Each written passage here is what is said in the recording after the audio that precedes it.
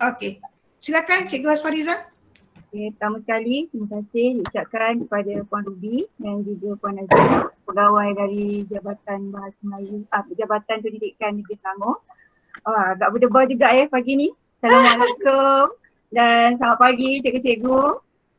Saya ni kira baru nak mula guna Google Meet ni sebagai pelantar untuk menyampaikan ataupun berkongsi sedikit tentang penulisan karangan yang pihak Jabatan Pendidikan Negeri Selangor usahakan melalui KIK Celik Mengarang Selangor. Saya rasa cikgu-cikgu yang ada dalam ni rata-rata dah ada modul ni. Okey, saya tak pergi secara mendalam mengenai penulisan ini sebab pada hari Selasa, Rabu yang lepas, Cikgu Jalil dah sentuh jadi saya kongsi sikit saja sebab saya akan fokus kepada kertas 2. Baik, kita mulakan dengan slide yang pertama Puan. Okey. Kalau cikgu tengok dekat situ ataupun anak-anak murid yang ada tik, ting, tohu coket dan juga kecaha. Dia macam kita tertanya-tanya lah apa benda sebenarnya ni kan. Okey, tak apa. Kita pergi kepada satu persatu iaitu TIK dulu. Okey, TIK ni tujuannya adalah untuk kita menganalisis soalan yang dikemukakan di dalam soalan. Tujuannya supaya kita dapat fokus kepada tugasan yang dikehendaki iaitu yang ada dalam soalan. Okey. Puan boleh kita tengok contoh soalan tadi? Slide yang sebelum tu. Oh, tak ada soalan Okey. Terus lagi. Okey, ni ada soalan. Baik, di soalan ini dikemukakan soalannya, kemalangan jalan raya masih menjadi satu daripada punca utama yang meragut nyawa manusia saban hari. Itu adalah stimulus. Okey, sebagai murid, huraikan peranan anda untuk menjamin keselamatan diri di jalan raya. Apa yang kita kena buat? Okey, cikgu-cikgu dan juga anak murid, yang pertama sekali kita kena analisis tema, isu dan juga kehendak.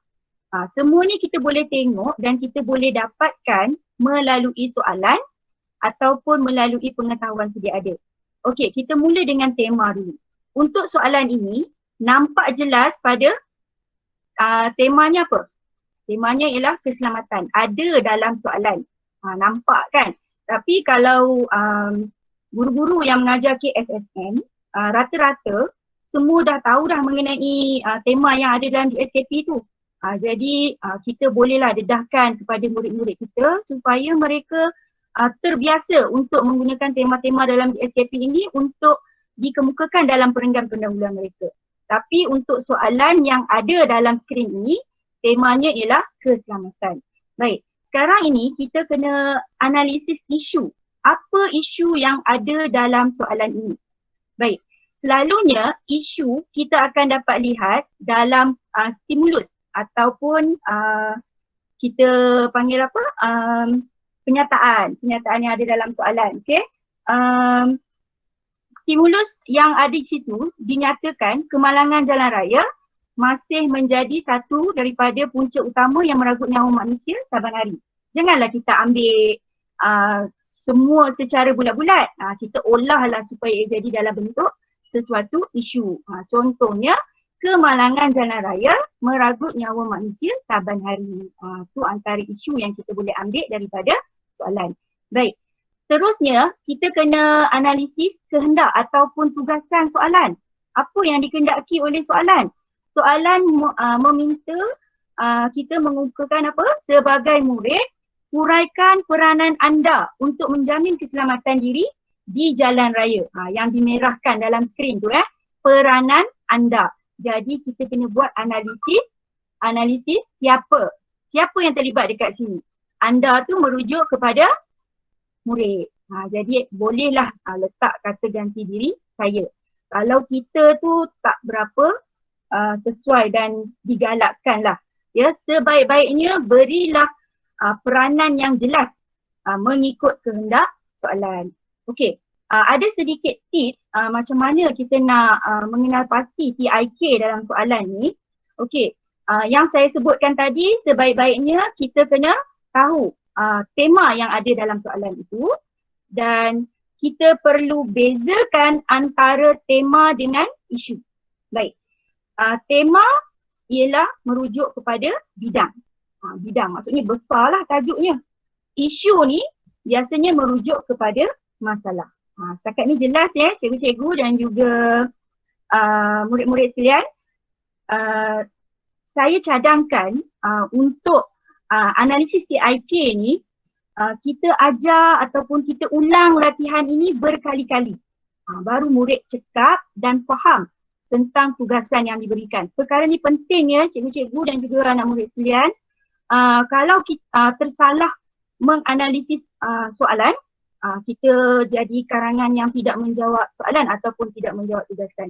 Baik, kita teruskan dengan slide berikutnya.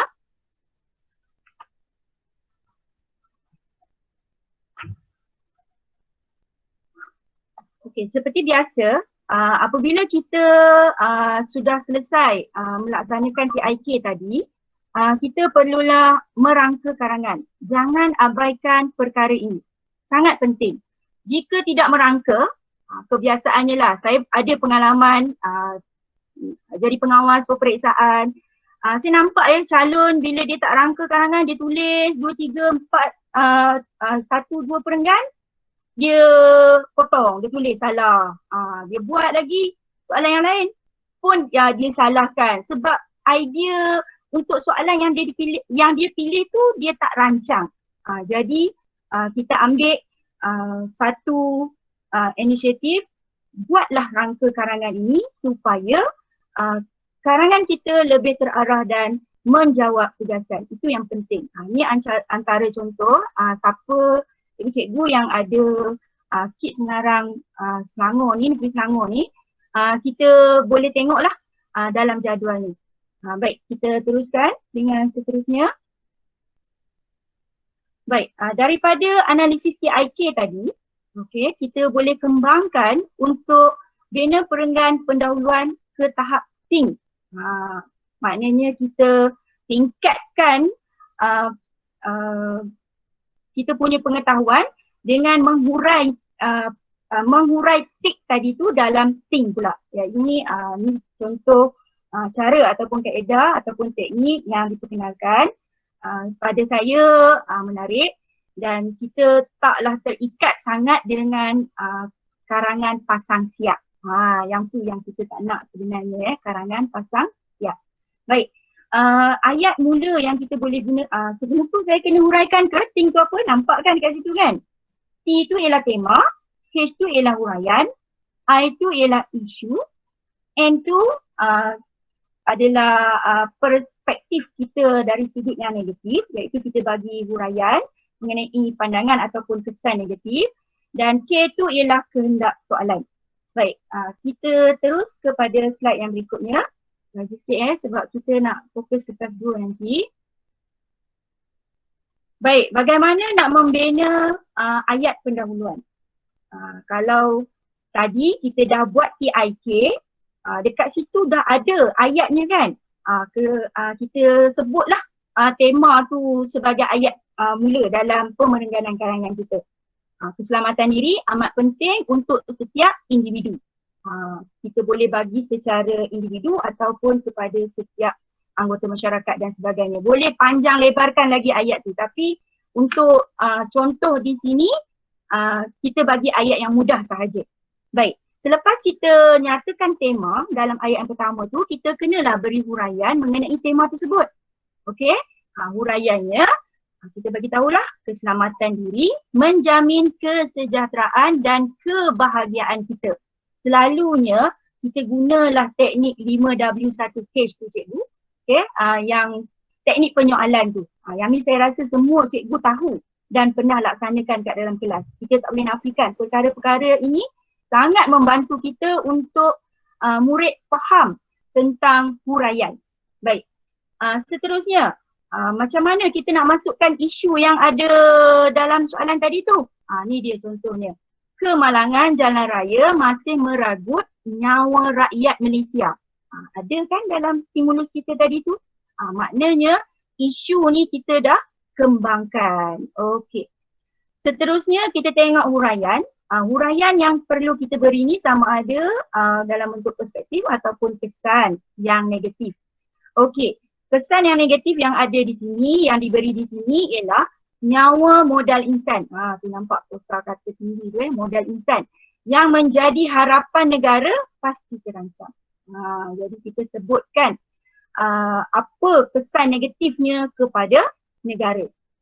Seterusnya cikgu, kita teruslah kepada kehendak soalan. Yang ni tak susah lah. Cuma kita kena fokus kepada siapa.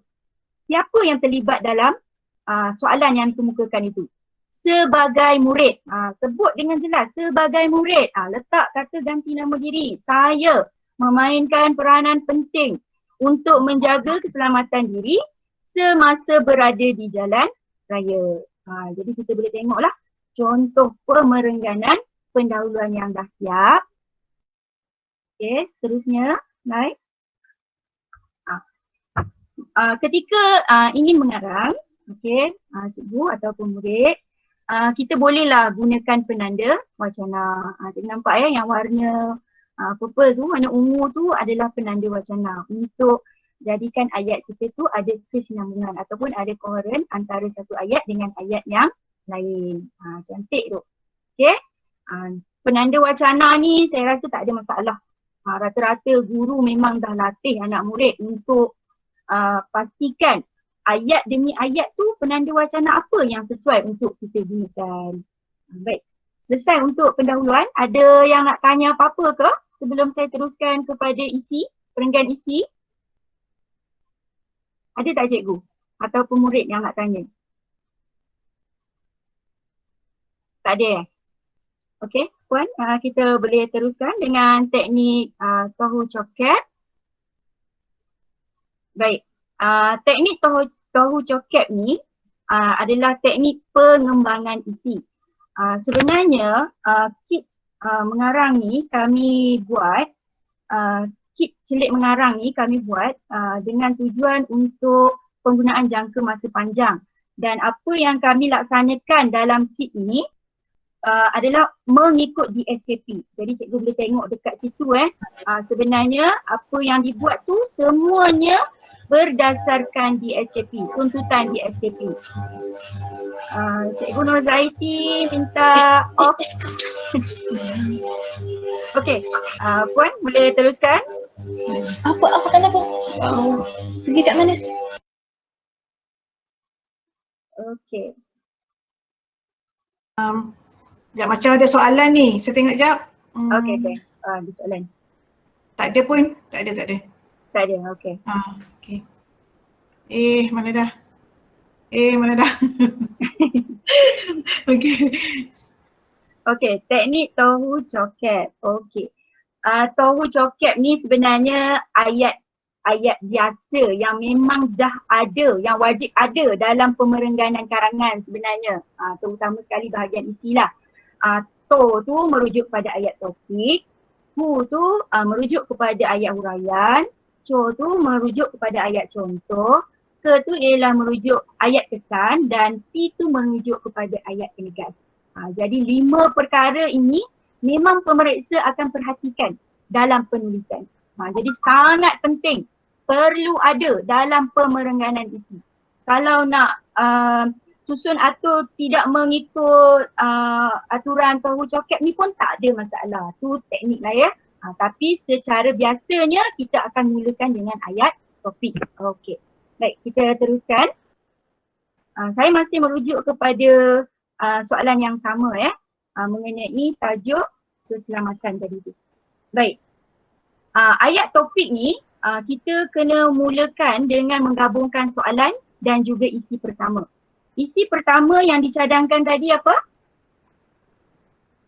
Isi pertama yang dicadangkan dalam perenggan tadi ialah pada pendapat saya, peranan utama saya ialah saya akan mematuhi peraturan lalu lintas. Ramai calon yang suka tulis sampai situ saja. Titik. Kan?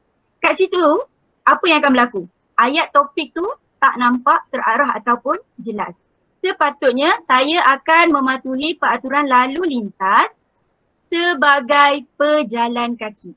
Sebab peraturan lalu lintas ni banyak, luas kan, macam-macam ada peraturan lalu lintas. Jadi kita fokus yang mana yang kita nak huraikan, iaitu pejalan kaki. Baik, untuk ayat huraian kita kata tanya mengapa ataupun kita dapatkan sebab kenapa kita perlu mematuhi peraturan lalu lintas sebagai pejalan kaki. Yang tu sangat penting. Kalau saya selalu sebut kat anak murid saya, awak tanya, awak jawab. Secara ni lah untuk kemahiran berfikir lah ya. Okey, kita gunakan penanda wacana. Hal yang warna purple tu hal ini dikatakan demikian kerana peraturan lalu lintas digubal untuk menjamin keselamatan semua pengguna jalan. Okey, bagi murid yang cemerlang, boleh hurai lagi tak ayat ni? Boleh. Jadikan ayat huraian 1, ayat huraian 2, ayat huraian 3 dan sebagainya. Jika mampu. Ni berdasarkan kepada pengetahuan lah. Baik. Kita teruskan dengan ayat contoh. Okey, masih lagi guna penanda wacana sebagai contoh. Saya hanya akan melintas jalan semasa lampu isyarat pejalan kaki menunjukkan warna hijau. Sampai tahap macam tu. Kejelasan contoh tu kita kena berikan kepada murid. Murid kena hurai. Maksudnya untuk dapatkan karangan yang matang tu, seseorang calon tu kena nyatakan dengan jelas contohnya. Itu yang sebenarnya yang pemeriksa nak lihat dalam pemerengganan isi. Baik, saya teruskan dengan ayat yang keempat iaitu ayat kesan. Okey, kita guna penanda wacana infaknya. Nahas jalan raya dapat saya jauhi. Masih lagi merujuk kepada diri kalau boleh merujuk kepada diri tu biar diulang-ulang supaya nampak dengan jelas peranan sebagai seorang murid. Baik, untuk ayat 5 iaitu ayat penegas, kita berilah penegasan terhadap isi yang kita buat tadi dengan menyatakan jelaslah bahawa mematuhi peraturan lalu lintas merupakan peranan saya untuk menjaga keselamatan diri di jalan raya. Maknanya merujuk kepada tugasan tadi ataupun kehendak tadi. Kita sebut semula isi dan kita tegaskan dengan tugasan ataupun kehendak soalan. Okey. Di sebelah tu kita gabungkanlah ayat-ayat untuk dijadikan dalam bentuk satu perenggan. Ni perenggan ni ada dalam 50 hingga 60 patah perkataan. Cukup cantik. Sempurna. Ada soalan untuk ni? Pengembangan isi?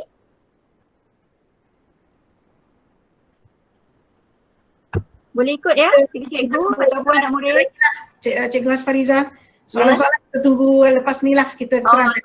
Okey, terangkan. Okey. Boleh terus? Boleh. Seterusnya kita terus kepada kesimpulan sebab sasaran saya hari ini hanyalah perenggan pendahuluan, perenggan isi dan juga perenggan penutup sebab saya nak fokus pada kertas 2. Okey, cara untuk membuat kesimpulan, kita perkenalkan teknik kecahar. Kita kena buat akronim, suku kata, akronim huruf dan sebagainya. Tujuannya adalah untuk menarik minat murid. Itu je sebenarnya. Bila dia nak buat perenggan penutup, nak buat kesimpulan, dia ingat kecahar. Okey, kecahar tu, ke tu ialah kesimpulan, ca tu ialah cadangan, ha tu ialah harapan. Kita tengok yang seterusnya. Cara untuk membuat kesimpulan. Okey, selalunya bila kita nak buat kesimpulan, ni tip lah ya, kita boleh rujuk kepada ayat kehendak. Kita rujuk pada ayat kehendak. K tadi tu. Balik kepada soalan lah. Kalau macam Cikgu Jalil cerita PIK hari tu, kalau terlupa je mengenai tugasan, pegang kepala kan. Pegang kepala tu ingat balik lah, kita ni berada dalam skop tajuk ataupun terkeluar daripada tajuk. Macam tu lah. Okey. Tuntasnya terdapat banyak peranan saya. Kita rumuskan. Murid rumuskan ada banyak peranan yang dia buat untuk menjaga keselamatan diri di jalan raya. Ambil balik saja ayat tu. Dan boleh gunalah penanda wacana untuk kesimpulan. Baik, cadangan yang diberikan, okey, tipnya kita gunakan kata bantu. Kata bantu ni selalunya ataupun contohnya mestilah, hendaklah, haruslah, banyaklah kan. Kita ajar pengajaran dalam Komsas pun ada banyak kata bantu kan yang kita boleh guna. Letakkan penanda wacana, kita berilah cadangan kita. Apa dia? Sebagai murid, kita mestilah sentiasa berwaspada di jalan raya kerana malang tidak berbau. Masukkan frasa menarik. Okay, frasa menarik yang kita pilih kat sini ialah peribahasa malang tidak berbau. Okay, cantik ni karangan ni. Okay, seterusnya bila dah siap beri cadangan, kita perlu beri harapan. Apa harapan? Harapan tu merujuk kepada siapa? Merujuk kepada murid tadi. Jadi kena gunalah kata ganti diri lagi. Saya berharap semoga kadar kemalangan jalan raya yang membabitkan murid sekolah, ada dalam soalan tadi dalam perenggan pendahuluan tadi dapat dikurangkan. Kalau nak tambah lagi pada masa akan datang pun boleh juga. Itu antara ayat harapan. Okey. Untuk perenggan kesimpulan ni, kita bolehlah guna juga berharap agar, berdoa semoga, mudah-mudahan dan sebagainya. Yang ni saya rasa cikgu tak ada masalah lah sebab kita memang dah ada bahan ni dalam yang kita guna dalam PDPC. Baik, untuk kesimpulan selesai. Kita gabungkanlah ayat penutup tadi tu jadi macam dalam perenggan tadi. Okey, dah habis. Dah habis. Untuk perenggan keseluruhan tu cikgu-cikgu boleh rujuklah dalam KCMS kita. Dalam tu ada. Dan karangan ni panjang hampir 400 patah perkataan. Cukup baiklah. Okey. Ada soalan ke untuk kertas 1 sebelum masuk kertas 2? Ada soalan ni nampak macam ni. Kalau letak kemalangan jalan raya sebagai tema, boleh tak? Sebenarnya kalau saya tak ada masalah, boleh je. Cuma kita kena bezakan tema dengan isu tu mesti nampak perbezaannya. Kalau macam kita letak kemalangan jalan raya, nampak lebih kepada sama dengan isu. Isu kan. Jadi tema tu sebenarnya yang besar. Bidang yang besar untuk tajuk ni. Jadi kalau mengelirukan, cikgu kena dedahkanlah sebab kita buat KCMS ni berdasarkan DSKP. Jadi bila berdasarkan DSKP, pendedahan mengenai tema tu memang menjadi satu kemestian. Melainkan murid KDSM.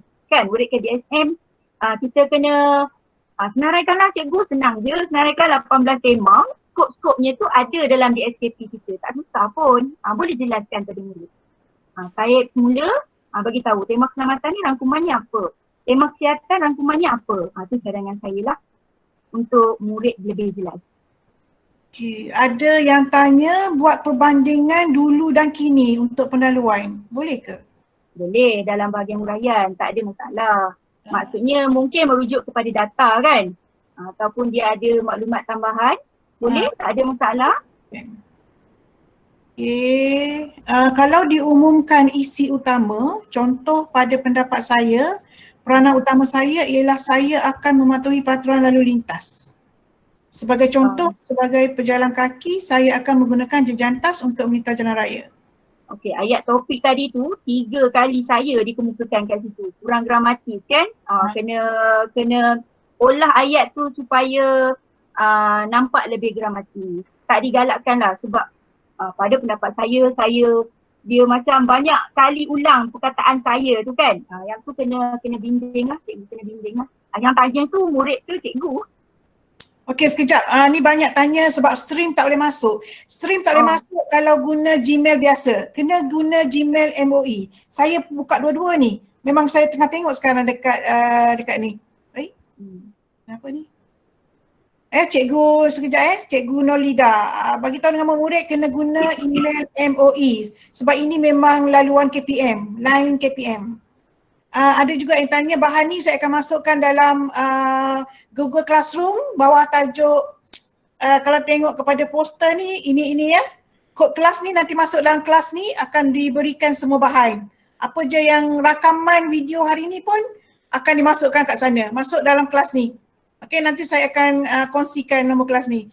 Tanya soalan berkaitan dengan teknik yang lain-lain tu saya tak boleh baca nanti takut tertinggal. Saya berharap itu ayat ucapan, kata Cikgu J, tapi boleh guna. Okey, Cikgu Hasfariza, saya berharap itu ayat ucapan, kata Cikgu J.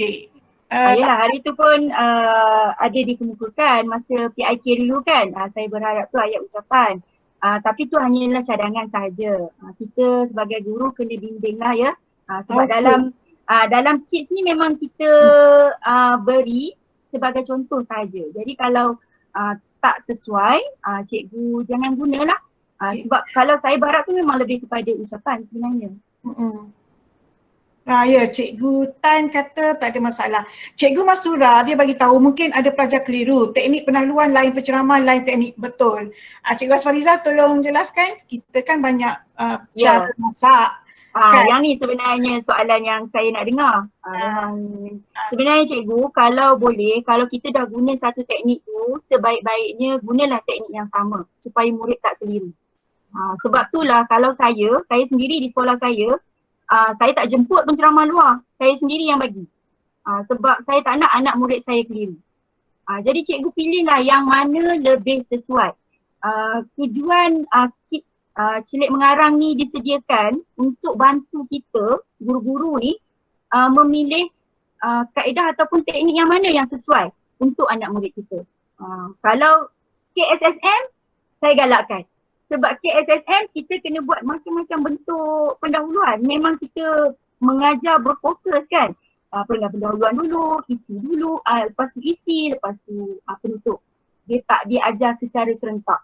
Malah merangka pun termasuk dalam kita punya SK dan juga SP.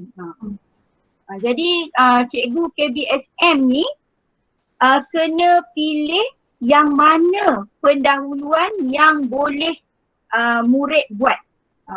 Kalau saya ajar je semua sebenarnya, tapi nanti bila kita buat latihan, kita tengok murid kita ni kekuatannya teknik TIK ke, Ting ke, ataupun yang sebelum ni Cakna ke dan sebagainya.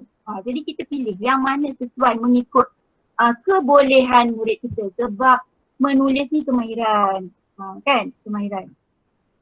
Okey, saya harap menjawablah Cikgu Masura.